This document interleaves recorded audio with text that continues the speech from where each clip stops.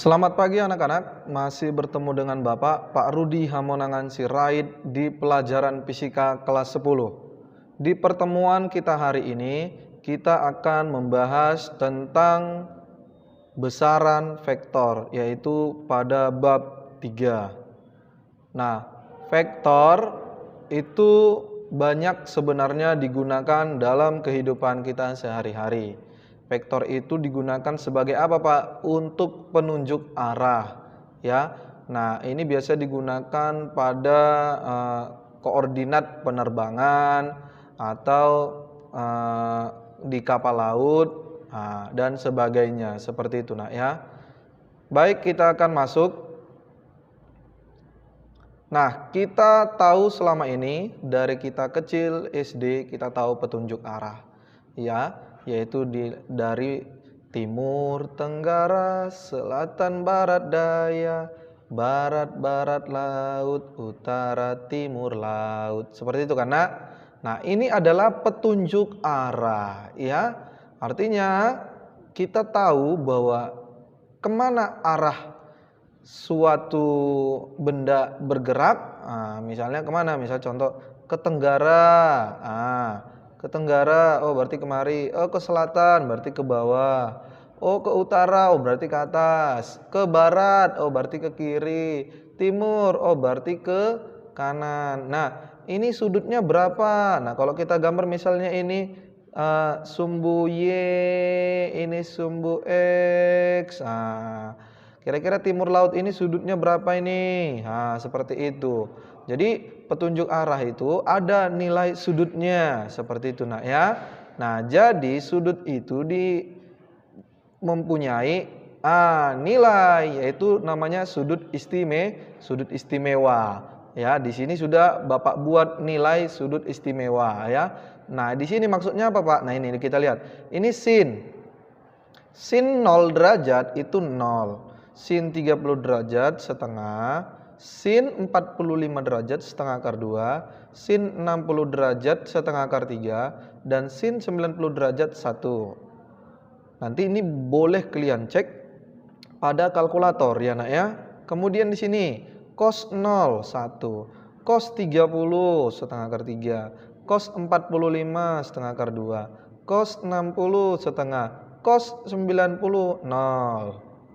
Kemudian tan 0 0, tan 30 sepertiga akar 3, tan 45 1, tan 60 akar 3, tan 90 tak hingga. Nah, ini sudut istimewa, ya, pada pelajaran matematika dan fisika. Nah, sebenarnya kalau lingkaran itu kan ada 360 derajat.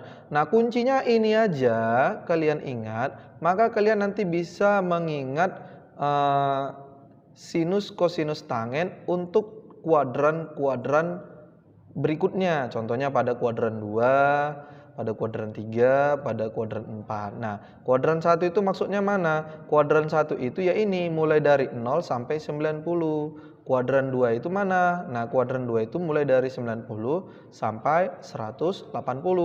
Kemudian kuadran 3 itu yang mana? Dari 180 sampai ke 270. Kuadran 4 itu mana? Dari 270 sampai 360. Nah, seperti itu, nah, ya. Nanti di matematika ini akan kalian pelajari juga, ya. Nah, kemudian ada juga nilai tambahan sudut istimewa, yaitu nih, sin 37 3/5, sin 53 4/5, cos 37 4/5, cos 53 3/5, tan 37 3/4, tan 53 4/3. Nah, ini nanti akan banyak kita pelajari, ya, di pelajaran fisika mulai dari kelas 1 sampai kelas 3. Nilai-nilai sudut ini jadi harus kalian hafal, ya, nak, ya. Oke. Pengenalan vektor. Nah, sebenarnya vektor itu apa sih, Pak? Nah, apa temannya? Temannya yaitu skalar. Jadi ada dua besaran, yaitu besaran skalar dan besaran vektor. Apa itu besaran skalar? Besaran skalar adalah besaran yang hanya memiliki besar atau nilai saja. Dia tidak punya arah. Contoh, panjang. Panjangnya 5 meter. Ke arah mana? Apakah ada? Tidak ada, tapi hanya nilainya saja 5 meter. Nah, massa Masanya 10 kilogram ke kanan. Nah, kan tidak mungkin. Massa berarti tidak punya arah juga. Waktu 10 sekon. Ke arah mana? Nah, kan tidak ada. Berarti dia termasuk besaran skalar. Dan banyak lagi contoh-contoh besaran skalar, yaitu besaran yang hanya memiliki nilai saja. Ya. Nah, besaran skalar itu tidak punya arah. Nah, ini dia catatan. Skalar tidak tergantung sistem koordinat. Artinya dia tidak memiliki arah. Seperti itu ya. Kemudian besaran vektor. Nah, apa itu besaran vektor? Besaran yang memiliki besar atau nilai dan juga arah. Nah, makanya tadi kita di awal harus tahu dulu arah-arah ya. Nah, contohnya apa? Misalnya kecepatan. Kemudian apa lagi? Percepatan, gaya, perpindahan, dan lain sebagainya. Itu adalah contoh-contoh besaran vektor. Kenapa? Karena besaran-besaran tersebut memiliki nilai serta arah. Nah, kecepatannya kemana?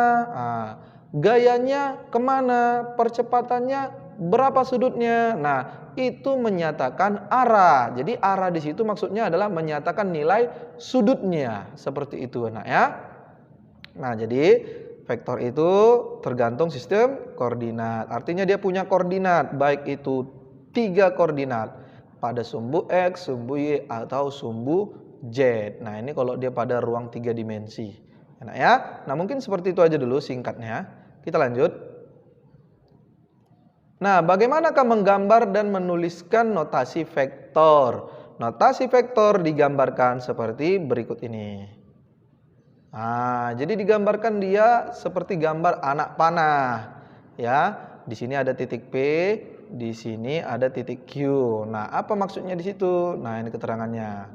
Titik P di situ adalah titik pangkal vektor, titik pangkal ya. Sedangkan titik Q itu adalah ujungnya, ujung vektor. Nah, jadi gambar vektor itu digambarkan seperti tanda anak panah. Seperti itu, nak ya.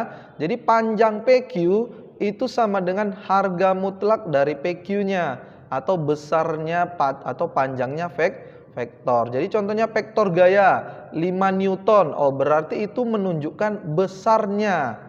Ya, arahnya kemana? Arahnya itu ya tanda panahnya ini. Nah, seperti itu, nak ya. Nah, notasi vektor. Vektor itu dituliskan seperti berikut ini. Yang pertama, notasi vektor itu harus huruf tebal. Bisa juga huruf pakai tanda panah di atasnya. Bisa juga huruf miring. Nah, seperti itu, nak ya. Jadi ini adalah notasi vektor. Bisa huruf besar, bisa tanda panah di atasnya, bisa huruf miring. Nah, besarnya vektor itu adalah harga mutlaknya. Ya, jadi besar vektor itu tidak ada yang negatif, tapi dia harga mutlak itu berarti harus positif ya, nak ya. Oke, lanjut. Nah, catatan. Apa di sini catatannya, Pak? Nah, ini. Dua vektor sama jika arah dan besarnya sama. Arah dan besarnya sama. Ini dia. Nah, kan ini arahnya ke kanan. Ini juga ke kanan. Oh, berarti ini arahnya sama. Kemudian panjang vektornya ini juga sama. Oh, berarti ini adalah dua vektor yang sama. Seperti itu, nak ya. Jadi vektor A sama dengan vektor B. Contoh, kita lihat menggambar vektor. Nah, contohnya di sini ada sebuah vektor A. Ya, vektor A ini arahnya ke atas sedikit tapi membentuk sudut 45 derajat.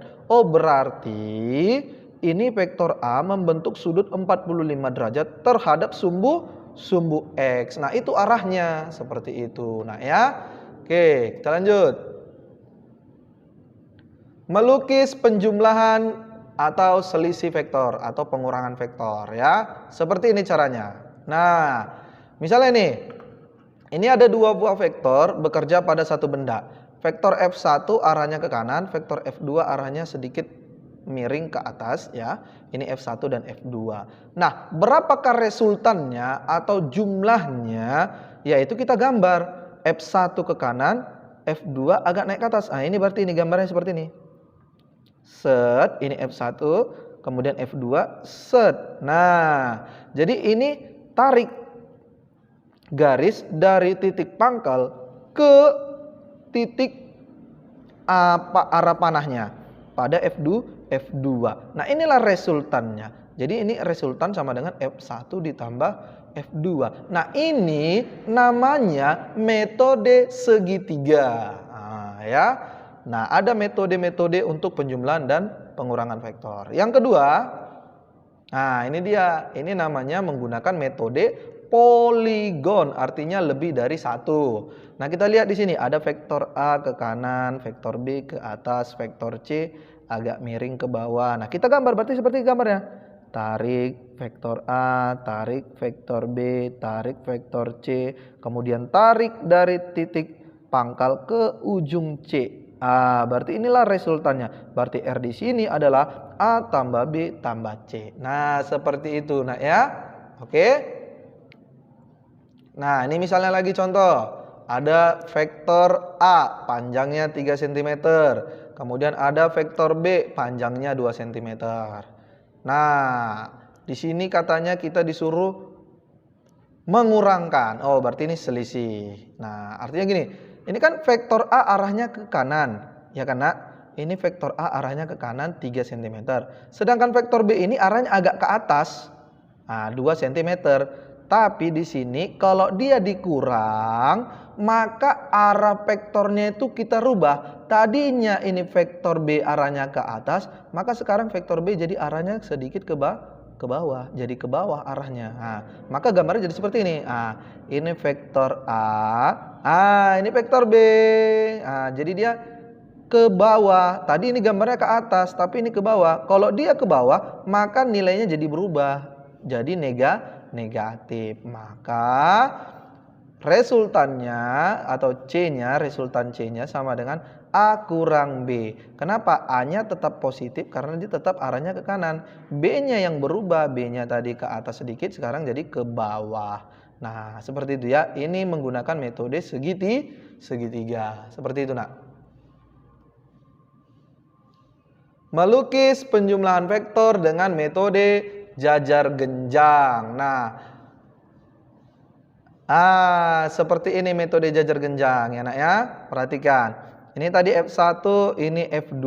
Kalau tadi metode segitiga kan dari F1 dilanjutkan dari ujungnya. Kalau ini tidak. Kalau metode jajar genjang semua dimulai dari titik pangkal. Nah, F1 kemari, F2-nya kemari. Nah, sama kan? F1 dan F2 kemari kan? Tapi ini sama-sama dari pangkal. Nah, pangkalnya berjumpa.